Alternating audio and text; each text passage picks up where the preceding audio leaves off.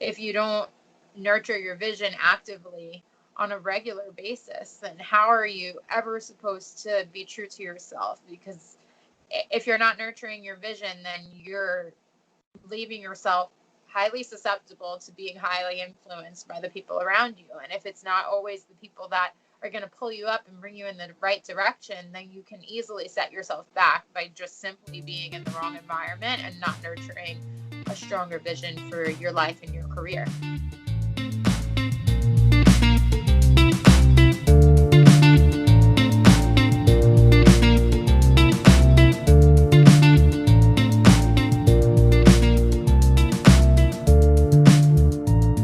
Hi guys, welcome back to Pending the Podcast. We're so happy to have you here at episode 15. Can you believe it? So exciting. 15 weeks in of being here with you, building this community, and developing this amazing podcast. We're here today. We're going to talk about the theory of 3 phases of your professional life and career in the corporate world, and relate that back for you a little bit to my previous career and Katie's current career as a CPA, and just kind of talk a little bit about different career paths, different things that come up during those careers, and how to navigate around them. So we hope you enjoy this episode, and we're here for it. We're ready to go. How was your day, Katie? It was good. I feel like it was one of those days where, like, it gets away from you and, like, you kind of get in a hole. Like, I feel like it was productive. I got a lot of things done, but you know how you, like, get in a hole with something and you just, like, 3 hours go by and you're like, oh my God, accomplishing this, that's great, but, like, where's the day going? Yeah, I totally get that. It was a rainy morning over here in Long Island, and I was just not getting out of bed on time, looking at the clock, nursing the baby, looking at the clock, nursing the baby, like, I need to get up. It was a tough morning, but I got the day started. It was productive. It was good. Definitely a good one. But yeah, today our episode 14 came out. It's Thursday that we're recording this, and it's had some great feedback so far. I think quite a few listens and some good interaction on our marketing, so that's been exciting for me, and just trying to get some schoolwork done. I'm currently going, for anyone who doesn't know, going through a graduate program in industrial organizational psychology online, and I'm in the middle of my second course right now, and it's definitely a challenge raising 4 kids and doing a podcast and being a graduate student. I don't know how you honestly don't know how you do it sometimes. I don't know. Do it. I don't know what to do. I just do it. I can't believe we're on episode 15. It's so crazy. Absolutely. It's just like, it's been so exciting and so invigorating and fun along the way. I just feel like it's, like I just said, I've just been doing it and enjoying it, and it's been exciting and invigorating, and I'm just like, okay, the time is just going to keep passing. I'm glad that I'm doing something great with it. I'm glad that I'm doing something that I enjoy. So yeah, it's been fantastic. I don't know. I just feel like when we were younger, time moved a lot slower, and it brings me back to, I don't know, kind of how we're starting out our conversation today around life in college versus life as a young professional versus life once you get a little bit more acclimated in your career. I definitely feel like I had full 24-hour days in college, and now 24 hours feels like maybe 12. Yeah. So I don't know if that's just parenting or if it's just like adulting or what, but something is making it feel that way. I think it's just like getting older, honestly. I think that, like, well, there's the theory that, which makes sense to me, that, like, when you're 5, a year is a fifth of your life. So it feels like forever. Going from age 4 to age 5 is like a huge portion of your life at that time. And by the time, you know, you're in your 20s, 30s, 40s, as you get older, it's 1 year is such a smaller portion, which makes a week a smaller portion and a day a smaller portion. So it does make sense that it feels shorter every day, because it's in comparison to your whole life.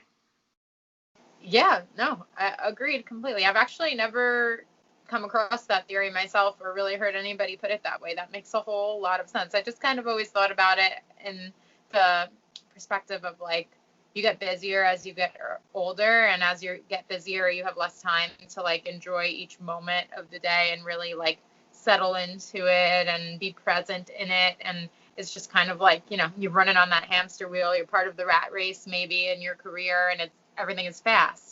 So Yeah. it's definitely, a little different as we age, but that's a great point. Yeah, I always liked that theory. I thought it was interesting. Speaking of theories, so today's episode, I have always loved this theory of the three loves in your life. And basically, for anyone that doesn't know, and we'll link to an article on it so you can all take a read through, but it's basically that you fall in love 3 times in your life, and the first love is the love that looks right. The second love is the hard love, and the third love is the love that lasts. So the basic idea of the theory is that in your first love, it's kind of looks good on the outside, like the fairy tale thing, as you might say, and then at the end of the day, it doesn't work out because it really doesn't feel right. It never felt right. It was just what you fell into. And then the second love is the hard love. This is the one where you learn the lessons, and a lot of times it comes with pain and heartache.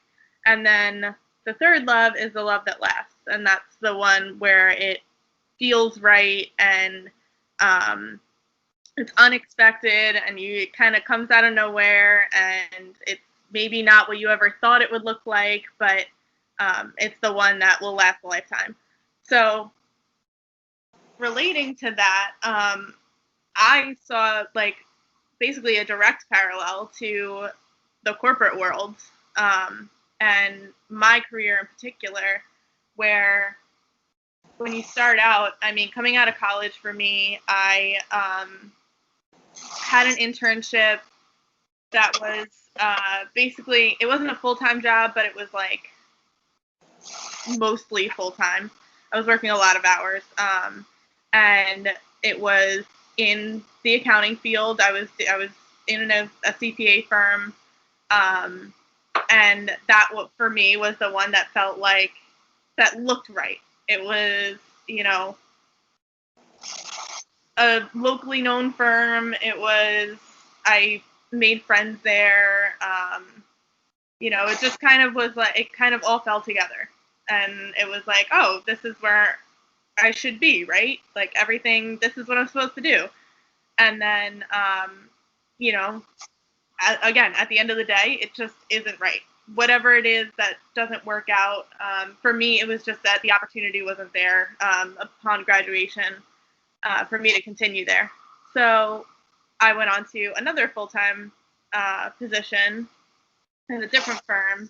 And for me, everything from then until now, and hopefully I'll be moving on to my third. That's the goal at this point. But the time period from then until now for me feels like the hard love. The one where you kind of figure out like, this is what I want, this is what I don't want, these are the kind of people I can work with, these are the kind of people I can't work with, this is the kind of environment that I need and work-life balance that I need, the hours I need to work. And that's where you kind of learn all those little things that need to come together. And that makes it easier in the long run to identify the third one, the lasting one, when you get to it. So that was kind of like my little background story as it relates to the three phases. Do you feel like that works in well with your background as well? Absolutely. So that's definitely aligned with the way my life has played out career-wise and personally. Not love-wise, but personally. We're not actually talking about love today. We're just related to that theory. Yeah. So, for me, leaving college, I got in touch with a staffing firm, and was put out to a bunch of different opportunities to interview with that staffing firm, at different companies, media companies, marketing companies, advertising, real estate, all different places. And I didn't like any of them. It was crazy. It was like Midtown Manhattan, crazy sales floor, like insane, absolutely nuts. And I was like, yeah, no, not trying to do that. Not interested. And I ended up, long story short, working for that staffing firm for 2 years, and had my first child in the midst of those 2 years. And then after returning to that position after my maternity leave, felt that a lot of changes that weren't really aligned with where I wanted to go had occurred within the organization itself. There was a great culture there. There was really great, wonderful, loving, honest people there, but it just wasn't the place for me anymore because the opportunities were just not available. There was no room for growth, and there was a lot of uncertainty, and it was very uncomfortable. So with that, and being a new parent and seeking security in my career, I decided to leave. I went on to continue as an executive recruiter with a new firm, and then realized shortly after that the work just really wasn't for me. And I was trying to make something work that wasn't in flow, it wasn't in sync, it wasn't what I was supposed to be doing. And it all came to a head when I really just had some things going on in my personal life with our childcare situation, and was torn between, being a mom of a 10-month-old child who was working 15, 16-hour days away from her baby versus being home taking care of that baby on her own, instead of leaving that baby in the hands of somebody who she felt was no longer capable of caring for him. And my spouse and I made the choice to leave that behind and come home to find myself and figure out what I actually wanted to be doing and what was actually worth it. The second position I would consider to be my second phase. And that was definitely a hard time for me because it led me to needing to ask myself questions I never needed to ask myself before, and just turn into myself in a different way and be like, what the hell are you doing, Melissa? Why are you here? Is the money worth it? Is it worth it? Is it worth your time? Is it worth your energy? Is it worth these long days? And is it worth the attitudes of these very irate people that you're working with? And the answer was hell no. So I left. And on top of that, my son needed me, and my family needed me, and my responsibilities are here now. I look at my job as a mom as my full-time number one position, and it's the best position I've had yet. It's freaking nuts, but it's what I'm doing right now. It's the chapter that I'm in, and this time being home has really allowed me to be able to think more on what I do want to do if I do eventually re-enter the corporate world, which some do hope to have the opportunity to do once my children are older and in school and they don't need me home to care for them anymore. I do envision that in my future, along with some other entrepreneurial ventures going on for me as well. So I think without that hard experience and all those awakening moments in the second position, I would not be where I am today by any means. I think I would still have a great aspiration to be working at the moment, and I would feel like I was making like an extreme sacrifice that I didn't want to be making. But I'm happy to be home at this time, and I think it's so important. Like when your kids are young, like this is for everybody at every age. Like you're never going to be the age you are right now anymore. And when your kids are babies, like that's a phase that you want to be around for. I have a 3-year-old and a 10-month-old, and 2 stepchildren who are older. And it's just like this time is so crucial, and we'll never get it back. So why am I going to sacrifice that and give that to some corporate firm that's still going to be there when they're in school and I can spend my days, back in the corporate world? you know, I think I found a lot of my interests along the way that did lead me to the graduate program I'm pursuing now, through that hard love and understanding what I really didn't like about working in a traditional corporate work environment and what I saw wrong with it has definitely been what's led me to where I am today.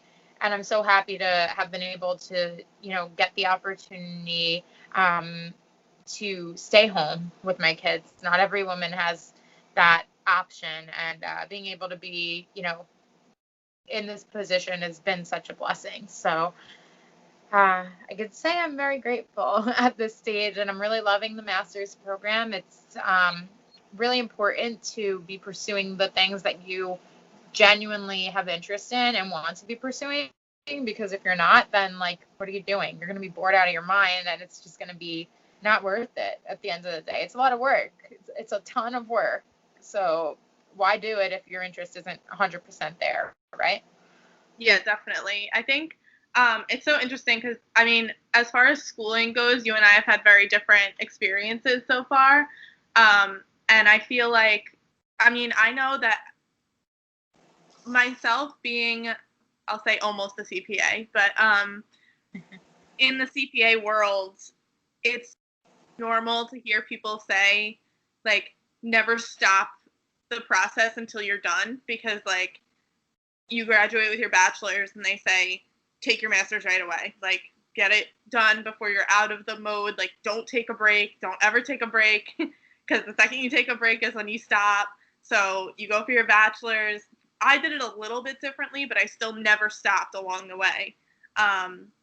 So I did my bachelor's, then I went straight to work and started studying for my CPA exams, went through my first tax season, through all of it, went straight for my master's right after I was done with my CPA exams.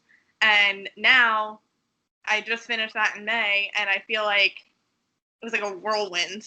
And I'm like, whoa, where am I? Like, what even happened? And I almost feel like I wish that I took a little bit of a break at some point, just to like, because now I was forced to take that step back and look at where I am and look at what's going on and like check in with myself and be like, are you in the right place you want to be? Do you have to make changes? Like, I like didn't give myself the time to learn all the lessons during the process. So it was like, I think that a lot of my second phase learning happened from the time I graduated in May to like now. Oh yeah, I definitely can agree with that, because it's just like you're going so fast, like just watching you and being so close to you and seeing you go through all of that, like it's very process driven while you're going through all of that. You're like constantly going, and you don't, when you said like I never had the time to take a break, I was like, yeah, when have you ever taken a break in the past 15, 20 years? Like what? Literally never. Isn't it weird to think back on, like, I mean, especially for me, having never stopped going to school / studying, like, I've been going to school since I was 5. Well, if you count preschool, like 3. Like, the last like 23 years of my life have been going to school. And when you don't have, you get a little bit of time to think, usually towards like the end of high school. That's when like you're supposed to like take that step back and like look at everything you've learned along the way and decide where you want to be. But in reality, you don't really get that. Like, I know for me, it was like a last minute thing of like, oh my God, I still have no idea what I want to do, and I'm graduating in like a few months. Let's just pick a major. And me just being like a academic person in general, I went for that major and I never stopped. So it was like I got to the end and now I'm like, whoa. So then I looked at you, like taking the time that you took in between your bachelor's and your master's now, like I feel like that's so admirable that you were like, no, I'm really not sure exactly what I want to do, and I'm not going to go get a degree just because that's the next step in the line. Yeah. So I think while it is necessary in certain career paths, if you like know for sure like this is right and that's where you want to go, then yes, advice 100% is don't ever stop, because do it because you're in motion and inertia, just keep going. It's dangerous to stop when you're talking about school and stuff, because it is a mindset that you have to put yourself in to do school. And I'm sure you're feeling some of that now too, having not been in school for so long and going back. But if you have that inkling that you're not 100% sure, or you have some other ideas, some other things you want to explore, like, take that time to do so. Don't, like, slow down and, take a vacation, but, like, honor those interests and, get a different internship, or, if you have a job that you can do in a different industry, do it in different industries to see what you like to work in. I know for, like, CPAs, that's a thing. So you can work at a CPA firm, or you can work in private industry, and you can work in a manufacturing company, or a real estate company, or a pharmaceutical company. You can work anywhere doing accounting. So if you're on a path that has that opportunity, take it. And, don't rush yourself through to, like, the finish line, because what you think is the finish line is not the finish line. You got a lot ahead of you, and now if you've gotten yourself to this point and you have to make that pivot, it's a lot easier if you can do that earlier on in your career. Yeah. Can you talk a little bit more about that? I feel like that's such a broad topic, and that's, like, so specific to you, and how, like, I just feel like the world needs to know what that feels like once you cross the finish line, and then you're like, what the hell? Like, what did I do with the last 8 years of my life? Like, why was this finish line what I was working towards? And, like, now what? So I think that it's really important to cover this topic directly, especially coming from you, Katie, because you've been through that 100%. Like, how did you go through all those years of your life working towards a finish line, cross it, and then feel like, oh, wait a second, what did I just do? Why did I do that? Now what am I doing? How does this happen? What's the next step? I'm confused, How do you navigate that feeling of, like, uncertainty and confusion, and, like, what did I just do? Well, I feel like a big part of it, well, first of all, it was exaggerated by quarantine, for sure. Oh, yeah. Because I was running and running and running towards this finish line of, like, get all my requirements for my CPA license. And the last requirement I had was to finish my master's degree. I finished my master's degree, and I didn't even get to graduate. Like, I didn't even get a graduation. So that on its own was like, wait a minute, did I finish? Like, is it done? Like, there was no, like, final thing, and, like, you don't even get your diploma for, like, a couple months later. It's like nothing happened. It was like you run and run for this goal, and then you're in the same place you were a month ago. Like, what? Yeah. Nothing changed. The class ends, and you're like, now what do I do with my time? Yeah. But yeah, it's definitely, like, a jarring feeling to, like, get to what you've seen as a finish line for so long, and then realize that, like, it's just the beginning, and you have now, all of a sudden, there's, like, no guidance. Mm-hmm. Like, all of a sudden you just have all of these options out there, and you can, like, keep doing what you're doing and follow, like, the quote unquote career path of, like, what you've chosen, which for me, I guess, would be, like, keep working as a CPA, get promoted to senior, manager, partner, whatever, work my way up the ladder there. But, like, it just felt like there were so many options, and especially coming up on graduation, in quarantine, talking about moving to Virginia.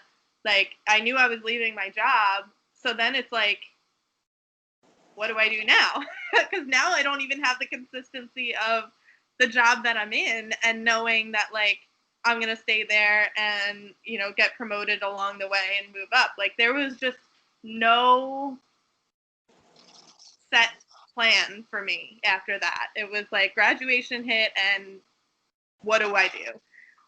And I just think it's important to take that moment to step back and say, all right, the universe is giving me an opportunity now to think about what I'm doing and really consider all my options.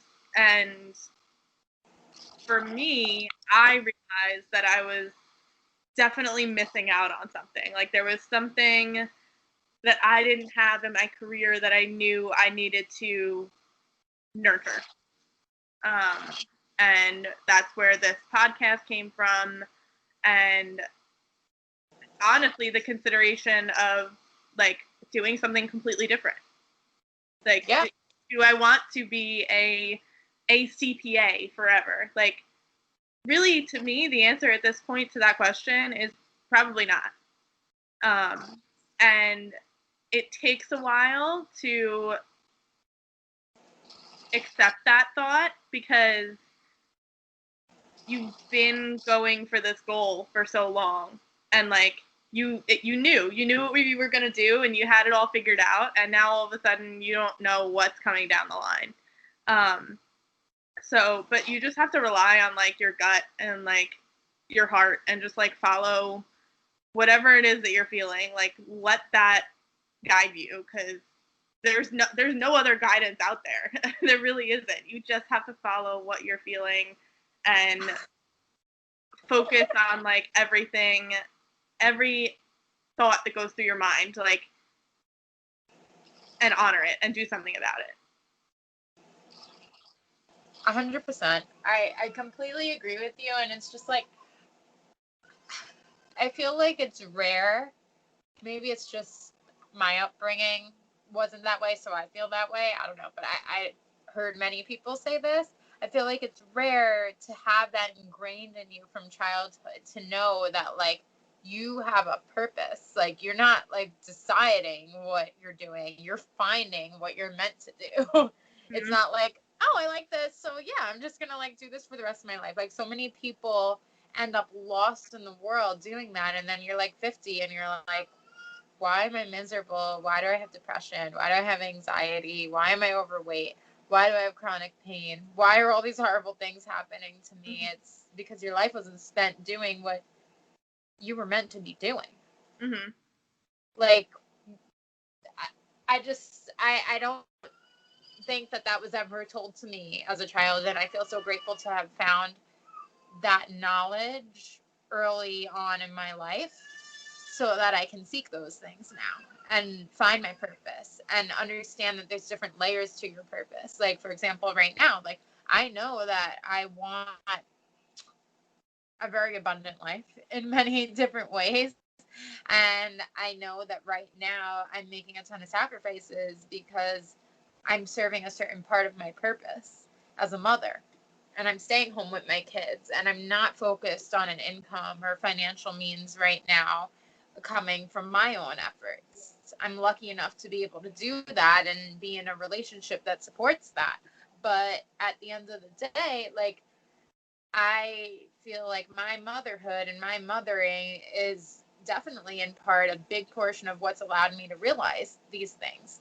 I don't think I realized that when I was quitting my job. I don't think I realized that when I was crying in an interview room quitting and being like, I'm sorry, I'm quitting. Like, I don't know, but I'm quitting. Like that, it wasn't a good feeling to leave everything behind that I felt I was working towards and had received and gained and secured for myself. Mm-hmm. But I knew energetically that I needed to go, and that time was over and that chapter was ending. Yeah. And I think it's really like there's a whole psychological understanding that needs to go hand in hand with that for so many people that are not exposed to those things and those teachings as they grow up and become adults. Like, it becomes our own responsibility to seek out this knowledge and understand these things. And I mean, like me personally, like my mother's a behavior specialist. She's in the world of psychology. And my father was in the world of psychology, is now in the world of law enforcement. And I'm just like, nobody ever said that. Nobody ever said these things growing up, like, you have a purpose. You need to find it. You need to seek it. There are different parts to your purpose. You're not just meant to do one thing. Nobody ever taught me that. So being able to share that with the world and help others understand that, I think, is such a gift to be given and be giving. When you think about the psychology of what you went through and what what that means for somebody, it's just like going through a time like that, it really awakens something within a person to be like, wait a second, why does it feel empty on this side of my soul? Why does this part of my mind feel just gray and empty? Yeah. It's so important to be seeking your purpose and to be figuring out what it is that you want to do career wise and just like with your personal life too, because career, that's such a big portion of your day to day. So it ends up being such a big portion of your life. What you do to like reach the financial means that you need to reach is something that you should be something that you enjoy. And it's something that's going to take over a large portion of your life. So I think it's up to us to really seek that. You know, if you're going to stay in the corporate world and you're going to be doing something and then you discover a new portion of your interest, being able to honor that interest and try to seek different ways to work those interests into your current work or seek new careers that could honor that interest so that you're really thriving and living in your true self. Yeah, and I think like the idea of seeking things out is so important, even going back to like the example that you have from your parents and the people around you, because I mean, I know for me, neither one of my parents, both of my parents worked because they had to work. Neither one of them ever found like, they didn't work their dream jobs. They didn't do like what they wanted to do. They just worked, and you know, they did what they had to do to make the salary they needed. And you know, I know both of them being close to retirement, they're like the most stressful years of their work life has been recently. And to me, it's just so crazy to have spent your entire life doing something you weren't like nurtured by, and then those last few years in it you can't even like enjoy because it's so stressful. And it's not even so much like parents can tell their kids you should do what you love, you should do what you love, you should do what you love, but like at the end of the day, if you're not showing them that, then they don't get it. Like it's not, you can't just tell them. It's not like do as I say, not as I do. Like you, Yeah. it's because it doesn't happen that way. And you know, I've seen with really both my sister and I up until this point not really going out and seeking those things that, and like putting ourselves out there for the things that, to even find the things that we really enjoy. Yeah, not gonna come knocking at the door. You have to seek them. It's not like one day you're gonna wake up and all the things that might be of interest to you are just gonna be on your front lawn. Like that doesn't happen.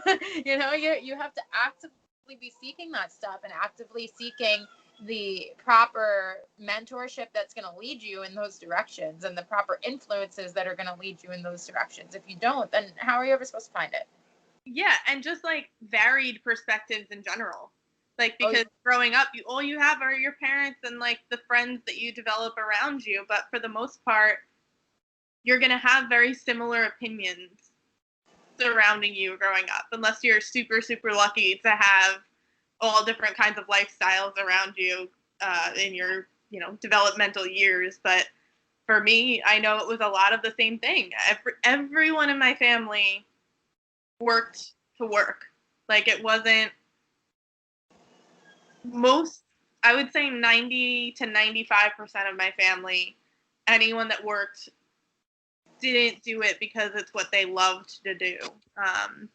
And you know, we even the like couple of entrepreneurs that we have in my family, you know, they started businesses and then they just kept going because that's where they were and that's what they were doing. So, you know, it made them the money they needed to make, but they like killed themselves along the way. And, you know, it's like, it's not, that's not their dream job. That's not what they really want to do. That's not like their purpose. They just, that's what they started doing. So they kept doing it. You know, and I feel like it's so important, especially at, honestly, as young as you can start doing it, find those resources of people with different perspectives and read books of people who have done all different kinds of things and try different kinds of things, join different clubs and join like a sports league and join everything that you can as young as you can so you get that variety of perspective, because the more people that you meet and interact with, the more perspectives you're inevitably going to find. And you just have to like take each one and really let it sink in and figure out, is that a life that like looks appealing to me? Yes. And then little by little you start to figure out where you're supposed to be.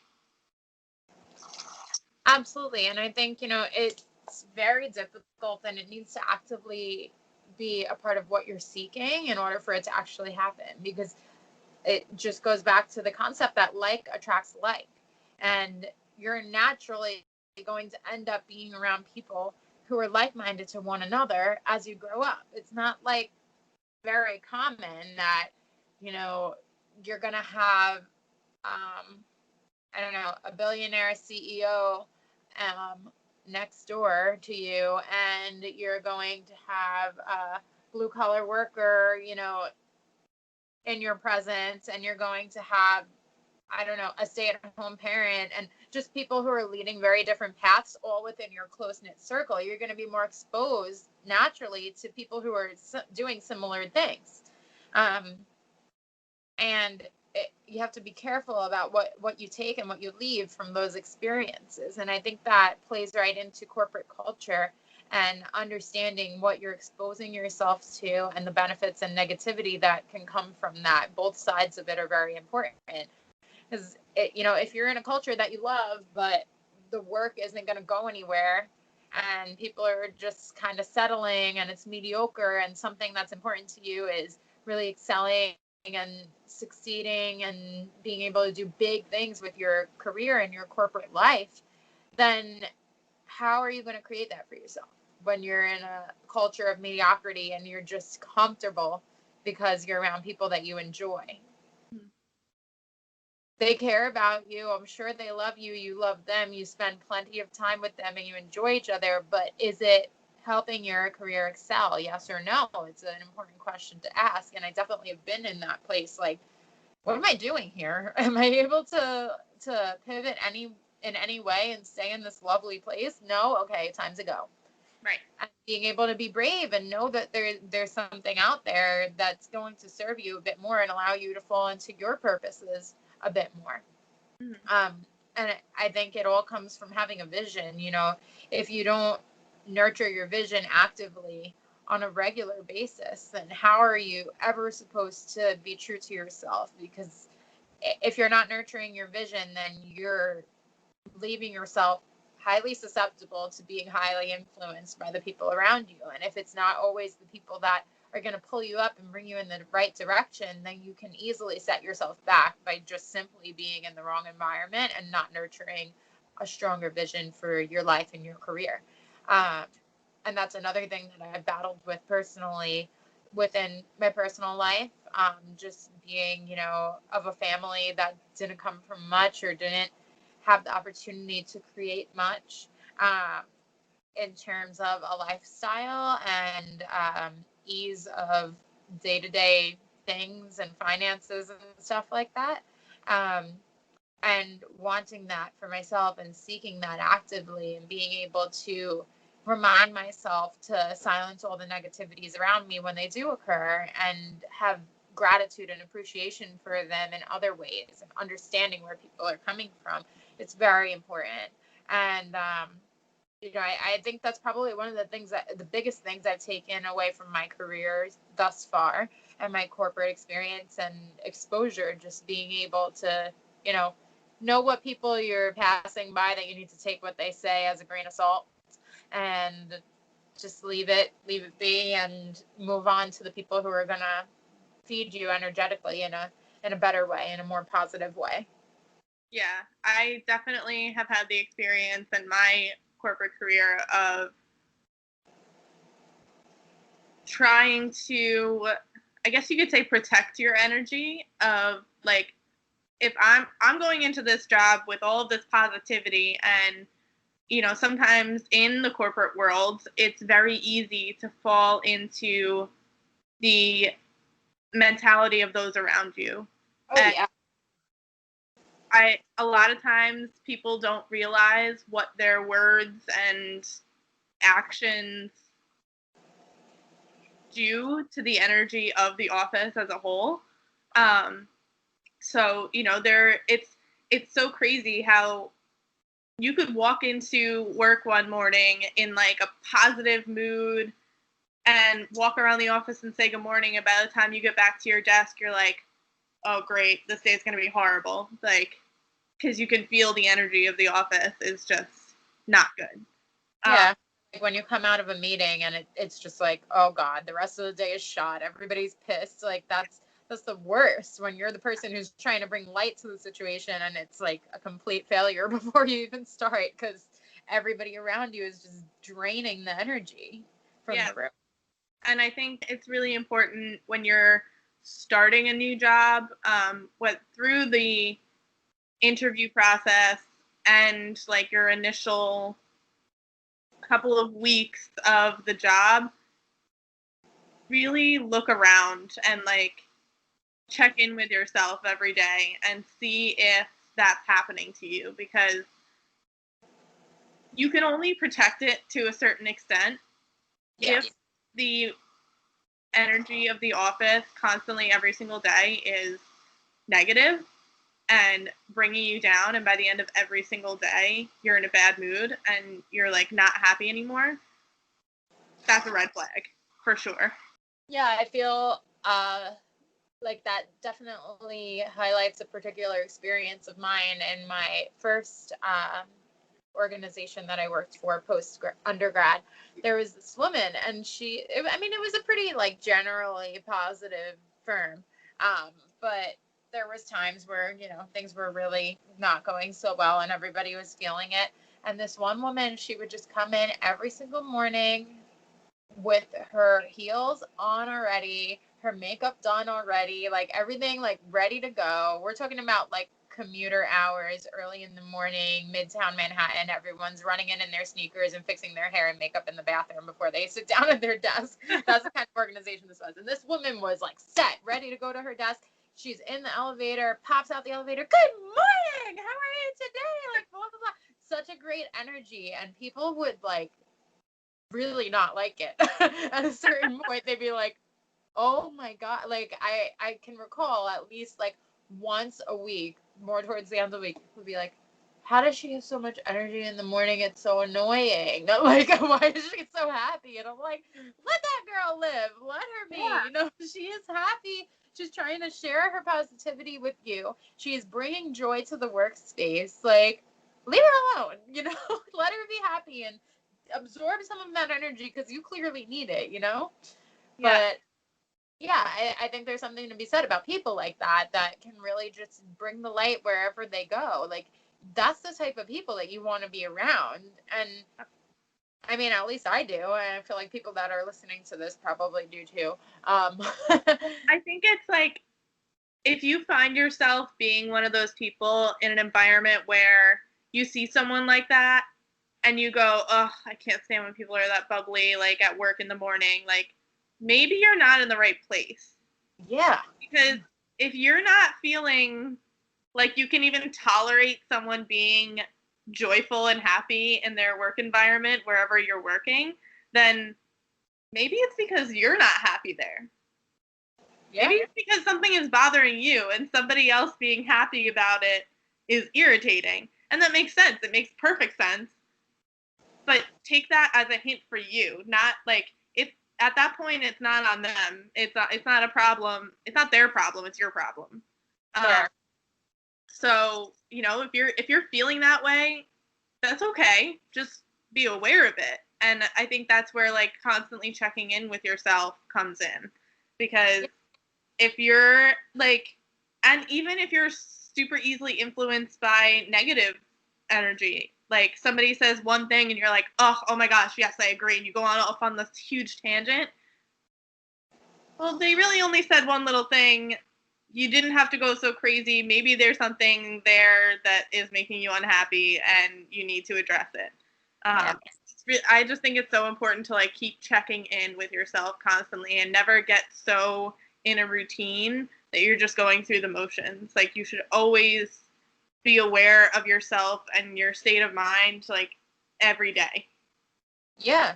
And I think going back to the whole theory, which is the basis of this conversation today, like going through that hard relationship or hard work environment phase of your career is definitely, as you could guess, the hardest part. I think that, I mean, I can't really say that firsthand because I haven't been to the third part yet, but out of the first two, it's harder because you're not just needing to learn more about the environment and what's going on around you. You're needing to be more in touch with yourself and understanding of your own preferences and your own downfalls and your own strengths and the things that you need to improve upon to get to where you want to be as a professional. Yeah. You can't expect anybody to pick up the slack for you, whether you're working within a team environment or not. Nobody wants to be that person. Like, you don't want to be that person who is constantly pulling the team down or the last one done or whatever it is. Like, you need to meet the level of the people that you're working with. And if that level is far below where the level that you're working on, then it's time to pivot or find something new. If you're the person who's at the top end of that analogy there, like you need to seek more work elsewhere. Right. And I think that's one of the hard lessons, like being able to step up for yourself and stick up for yourself appropriately and being able to say, like, I have skills that are going untapped here. Can you provide me with any sort of work that I can capitalize off of as well and help this organization to thrive more, where I can feel more fulfilled and I can feel more stimulated? Because when you're not stimulated in your work, you become miserable over time. And that's when you leave. And that's not what you probably want to be doing. Unless, there's something else you want to be doing where you're going to tap into those interests and those unused skills that you're dwelling on right now. There's many different ways to go about doing this, but being able to understand yourself to the fullest capacity will be what allows you to really assess the right way to go about processes like these. Yeah, I think the whole second phase is really just about learning about yourself and your abilities and your desires and your wants, and just like taking those lessons and moving forward with them. And I mean, I know for myself, I've learned a lot about what I need outside of work that's going to help me move forward in deciding what I want to do next. So, working in the CPA life and having tax season, which is from January through April, and then extension season from like August through October. That's like 5 months out of the year that you really don't get to have a life. And for me, that's just not something that I want to be doing. It's not good for me and my mental well-being or physical well-being. And I just, in the fairly short time, I would say, I mean, I was working full-time for a little over 3.5 years. And it definitely hit me in like the last 6 months or so that I was like, I can't, I think it's important to look at the people who are in the positions ahead of you, because I'm looking at my supervisors and managers who have been there, and partners who've been there, 5, 10, 15, 20 years longer than me. And I'm thinking, I can't do this for like another 2 years, let alone 20. Like I just, it's not in me to do that. And I think when you start to have those realizations, it starts to clear up what you do want. And like, so when you start to narrow things down, it's going to help you a lot in the future. And I think looking at those people in the positions that you would naturally progress to is a big factor in that. And just saying, do they have, I mean, when you're in the corporate world, it's almost like the ideal situation to see your future. Because you, like, I mean, if you're an entrepreneur or something, you might have people who you look up to or admire or whatever have similar careers than you, but no one has your career. When you're in the corporate world, I mean, me as a staff accountant looking at a supervisor and a manager, like, those are the exact jobs I'm going to have. They may even be the exact clients I'm going to work with. So I'm seeing firsthand exactly what my life is going to be when I am them. And I think sometimes people don't give that enough credit, and they just say, well, no, it's going to be different for me. It's going to be different for me. Like, you have to look around and be, like, realistic and honest with yourself. And, like, you're not going to change, like, a whole company in a couple of years. Like, Yeah. Like, it may just not be the right place for you.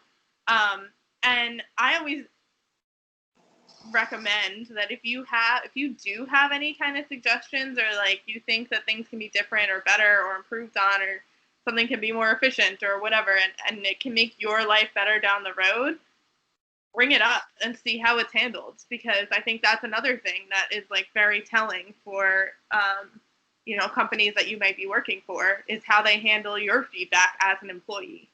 And I think it's important to have those ideas and to express them.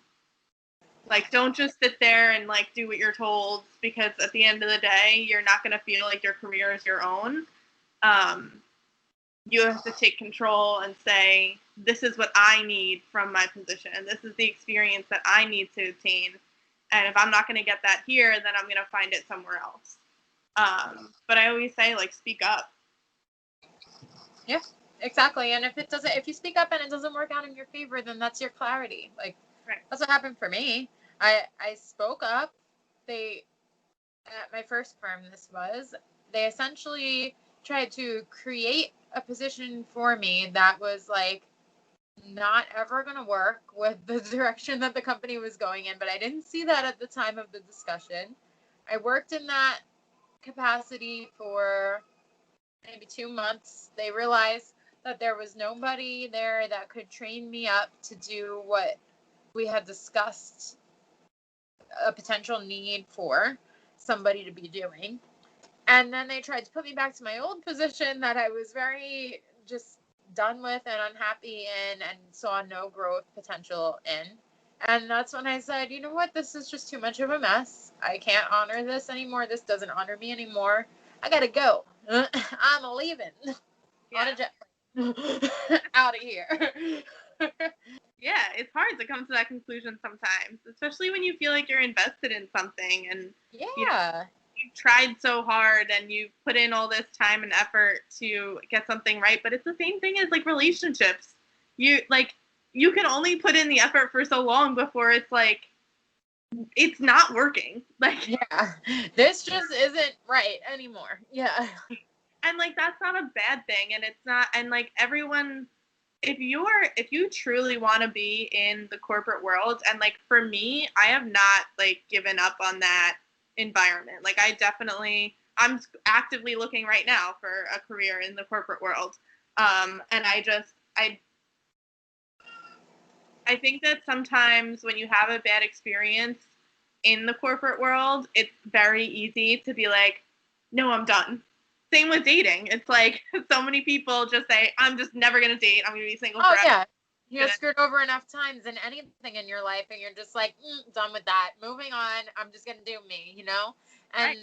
I feel like, a lot of great businesses would probably come out of that with people becoming entrepreneurs. But, like, if you were really adamant about being a corporate world professional and, like, building a career, and you had a certain vision, don't let it go so easily. Like, be able to, like, stand up for that belief that you had and that vision that you had, and stand within it and seek what's going to honor the way that you thought that was going to happen. Just because you're not getting it at one place doesn't mean that you can't find it somewhere else. Right. I mean, just the fact that if you're in the corporate world, chances are you like went through at least your bachelor's degree, and you had a plan at some point of like, I want to have a job in the corporate world, and you have to sometimes go back to that and say like, what drove me to that? Like, what was it that said, like, that gave me that, like, why did I want to do that? Yeah, get back to the foundational aspects of like why you made the choices that you made. Right. Because if you go back to that, it's, again, I feel like it's very similar to like a relationship. You go back to like those core reasons why you're with that person or why you're in this career. And sometimes that can start to clear things up a little bit and like clear out all of the negative experience that you had, and disconnect the negative experience you had with a specific company from the career itself, because every company is different and drastically different. Not like, I feel like I hear all the time like, oh, it's the same thing anywhere you go. Like, oh, it's going to be the same thing anywhere you go. That's not true. Like, literally just the energy of the office, the morale of the employees can drastically change. Yeah. Without a single thing about the work. Yeah. So, I mean, sometimes there's certain things that are like industry standard that people can get really hung up on around that. Like, I definitely have been in those shoes where I've been like, I mean, I don't know. I guess I can say, like, I've been one of those people in the sense that is part of the reason why I won't go back to a career in staffing, just because of the typical trends of the industry and the typical style of work, and how it is a very like open-ended, ambiguous career where a lot of the things that you do, you don't know what the outcome is going to be. A lot of your day-to-day work experiences, you don't know what they're going to lead to. No matter how hard you work or what you put into a process, you don't know what the outcome is going to be. There's no guarantee. But that could be in many different positions. And I think that there's different things that run across different industries that come up in that way. So if that's your experience and you're like, I can't tolerate working in this capacity anymore because that's how this job is and that's how this industry is, okay, fine. Then how do you like pivot into something else with the skills that you've gained from the position that you're in? It doesn't mean that you can't pursue a corporate opportunity anymore. It just means that you need to find a new way to leverage your skill set in a new setting, a new career, or working towards a new goal. Yeah. I just think it's really important to focus in on like what factor is displeasing you. Is it actually the work that you're doing? Is it like one person in the office you can't stand dealing with? Is it the mentality of the office as a whole? Is it like the specific industry that you're in? You're okay with the work, but for example, recently I was working with a recruiter looking for a job here in Virginia, and there was one for I think it was like a tobacco company. They did like cigars and things like that. And I just was like, like I can't, for my own like feelings around it, I just can't work for a company that does that. Okay, is that? There can be so many different things, and it's really important to nail down, and that's what that second phase is all about, is just learning those lessons and taking every negative experience and just kind of like peeling back the layers and figuring out exactly what it is that's not making you happy.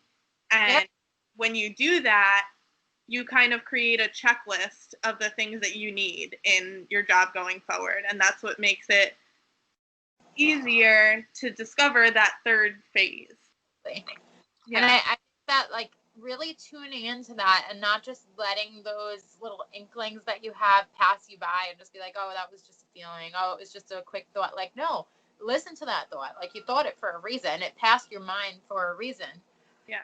You need to tune into that and honor that and be like, why am I feeling this stuff? Why am I thinking this way? Okay, how can I use that thought to figure out what I'm feeling about this, that, or the other thing? Really just understanding all the different layers of that onion that you're peeling back, and being able to put reason and use to all of your thoughts along the way is definitely really important. Yeah, I agree 100%. Yeah, I think that there's a lot to be taken from the second phase. And the first phase is kind of hard to recognize the transition from phase 1 to phase 2, I think. But phase 2 to phase 3, I feel like that's very clear, and it's very like aligned and set up, and right there at the forefront of what you're doing. Sometimes I think that if you're in a good place and you're in a good position, you can kind of drift from that phase 1 to phase 2 and not notice it so much, maybe. And then all of a sudden something gives you a wake up call, and you're like getting to the phase 3, and you're just, okay, now what? Where am I? What's the pivot? Where am I going? So being able to get there in a way that's manageable for you is definitely something to explore as well. So yeah, I don't know. I love this theory. I love that you came up with the idea to put this conversation together today and relate it back to this. I think that's really creative. Yeah, it was. I feel like it was just something that crossed my mind as like a theory in general, and I was like, that kind of relates almost seamlessly to the whole series we're doing. And I just think at the core of it, you just have to take every experience along your journey, and like you don't have to like put it into a phase or a category or whatever, but just like make sure that you're paying attention the whole time, and like taking those notes and making those checklists for the future of what you want and what you don't want. Because the more you do that, ultimately, hopefully everyone will find their way, down the road to what they should be doing. But the more you focus in and really dissect every experience that you have, the quicker and easier that's going to come to you. Yeah, no, absolutely. I think this has been great, and I'm really curious to hear from our listenership what phase you're in, where you're at, where you're going next, what you're struggling with, and what you've learned along the way. Definitely share with us, connect with us. We're here on Instagram and our website and Facebook, on Twitter and LinkedIn and everything.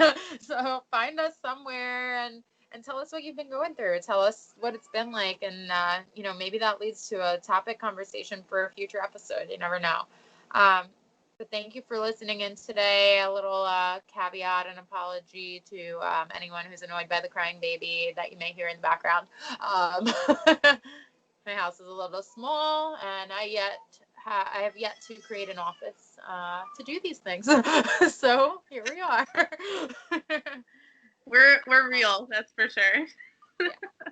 Yeah, it's real. It's really real. But yeah, we're signing off for now, and we'll see you next week. Thanks for listening. Bye for now.